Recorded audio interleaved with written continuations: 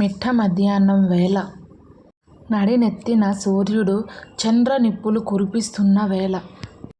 సెగలు పొగలుగా వడగాలి ఎడాపెడా కొడుతున్న వేళ.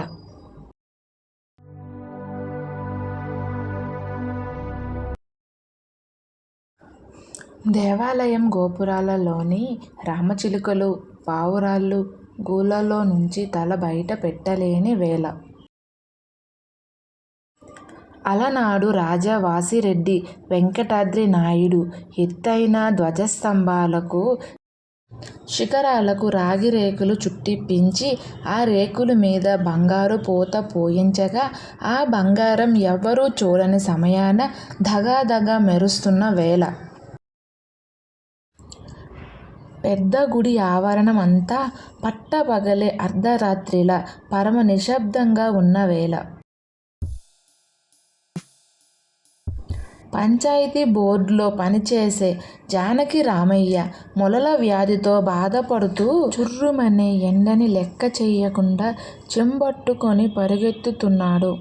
ఆ పరుగులో తన చెప్పుల కిర్ తప్ప మరేమీ వినిపించని సమయాన ఎక్కడి నుంచో బర్ బర్ అన్న శబ్దం, మళ్ళీ బర్ బర్.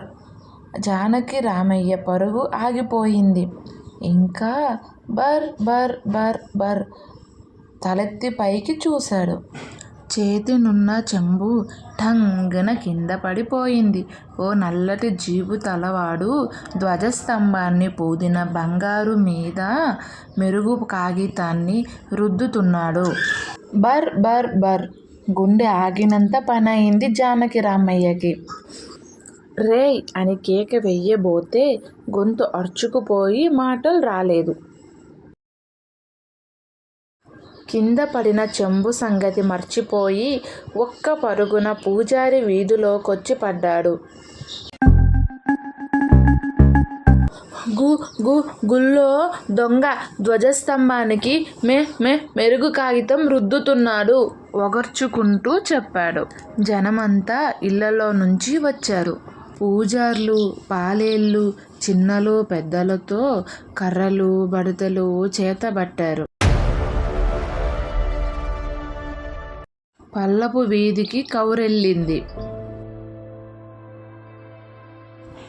ఏటి ఒడ్డున బట్టలుతుకుతున్న చాకలోళ్ళకి కౌరెళ్ళింది.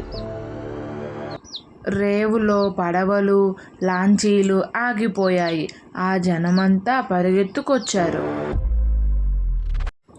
గుళ్ళో దొంగ గుడిలో దొంగ నిమిషాల్లో ఊళ్ళోకి చిచ్చులా పాకుపోయింది. దాదాపుగా 200 మంది జనం కర్రలు చేతబట్టి గుడిని ముట్టడించారు. గొప్ప ఆవేశం, గొప్ప సరదాతో. నడి ఎండలో కాళ్ళు చుర్రుమంటున్నా సరే లెక్క చేయకుండా పరుగులు. ఓయ్ ఒరేయ్ అని వీరావేశంతో రణకేకలు. పిల్లలు పల్లెలు కంచాలు మోగిస్తున్నారు. పెద్ద గుడిలో ఆవరణమంతా అరుపులతో కేకలతో నిండిపోయింది. ఈ అలజడికి దొంగ ధ్వజస్తంభం దిగి పారిపోయాడు. రెండో ప్రాకారం తలుపులు తీశారు. దొంగ పారిపోకుండా రెండో ప్రాకారంలోని చిన్న గుళ్ళన్నీ వెతకాలన్నారు. జట్టు జట్టుగా విడిపోయారు.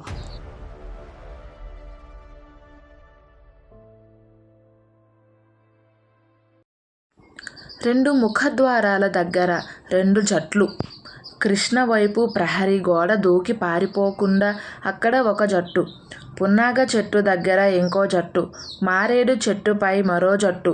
గన్నేరు చెట్టు గుబుర్ల దగ్గర వేరే జట్టు. పెద్ద జట్టు ప్రహరీలోని చిన్న గుళ్ళన్నీ వెతుకుతోంది. ప్రతి చిన్న గుడి ముందు ఆగి పల్లేలు కంచాలు మోగిస్తూ రేయ్ రారా బయటికి అని కేకలు.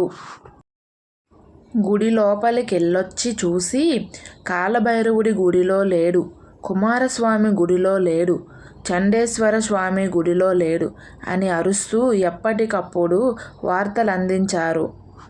రెండో ప్రాకారం అంతా గాలించారు. కానీ దొంగ దొరకలేదు. పదండి పై ప్రాకారానికి. ఓయ్ ఓయ్ అరుపుల కేకలతో జనమంతా పై ప్రాకారానికొచ్చారు. ప్రతి చిన్న గుడిని గాలించారు. ప్రతి రాయి వెనుక వెతికారు. ప్రతి మూల చూశారు.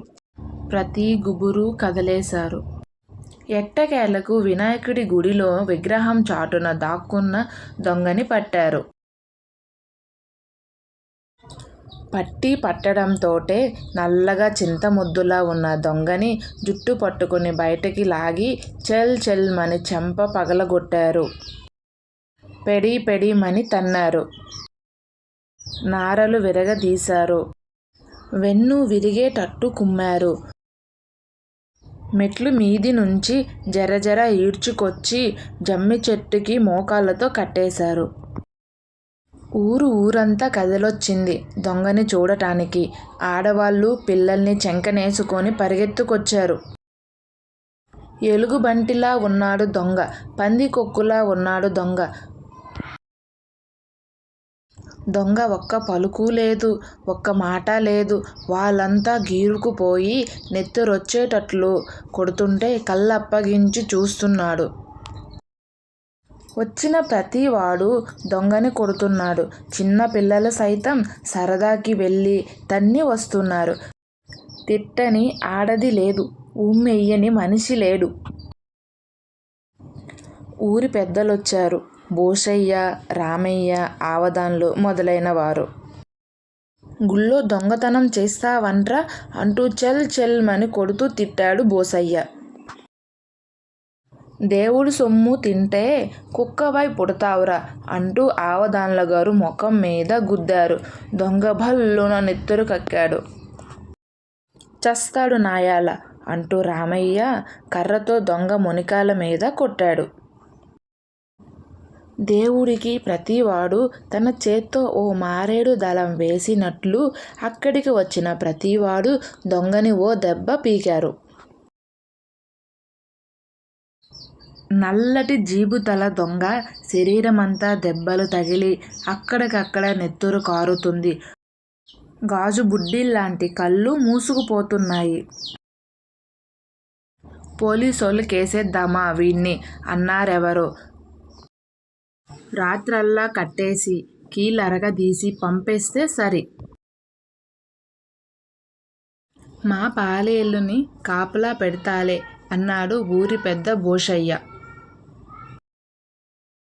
వాడు దొంగ, వాణ్ణి కొట్టాల్సిందే, నరకాల్సిందే, ముక్కలు చెయ్యాల్సిందే, కాకులకి గెద్దలకి వెయ్యాల్సిందే. దేవుడి సొమ్ము దొంగతనం చేస్తాడా? కుక్క జన్మ ఎత్తుతాడు, పందిలా పుడతాడు. తిట్టుకుంటూ జనమంతా వెళ్ళిపోయారు.